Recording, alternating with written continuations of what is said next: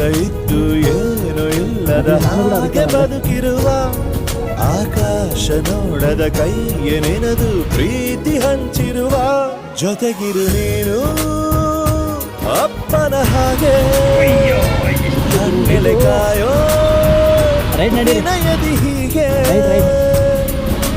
ನಿನ್ನನು ಪಡೆದ ನಾಡು ಪುನೀತ ಜಾಸ್ತಿ ಇರೋದಕ್ಕೆ ತಗೊಂಡಿರ ಗಾಡಿಗಳು ಹೇಳುತ್ತೈತೆ ಮತ್ತೆ ಆಟೋನ ತಳ್ದಂಗಿದೆ ಅಲ್ಲ ಗುರು. ನೀನೇ ರಾಜಕುಮಾರ.